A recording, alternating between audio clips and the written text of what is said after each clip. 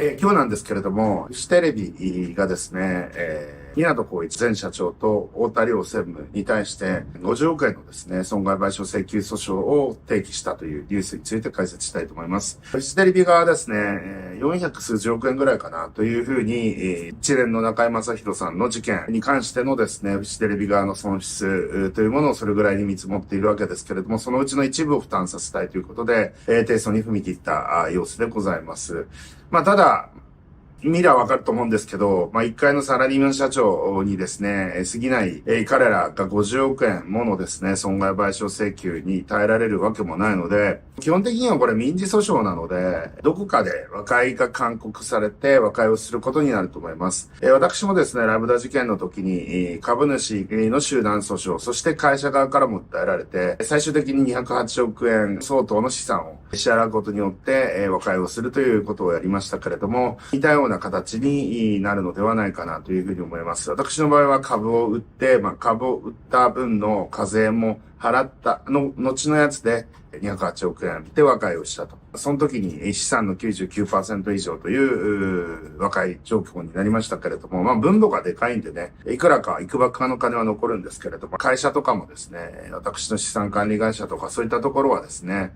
残ったままでですね、時価評価で、例えばベンチャー投資をしてたりとか、そういったものっていうのはほぼ時価ゼロに近い形で査定をされてたりとかするので、思ったよりは資産残ったんですけれども、今回ですね、もう70過ぎて引退して悠々自適で引退生活、余生を送ろうと思ってた人たちがですね、50億ものお金も、訴訟提起されて、弁護士を雇って大変だと思います。なんですけど、資産の 99% みたいな話で和解をすると。払うって言っても払えないでしょうからね。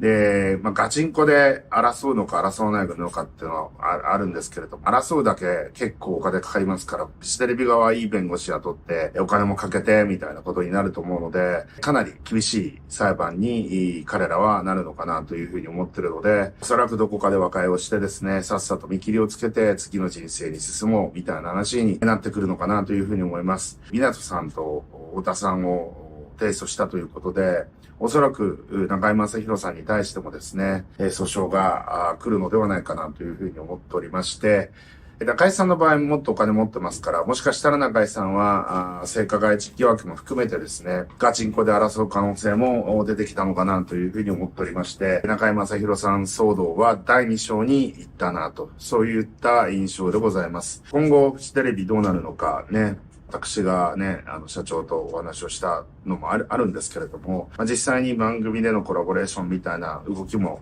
出てきたりとかしてるので、今後面白いことになるかもしれませんということで、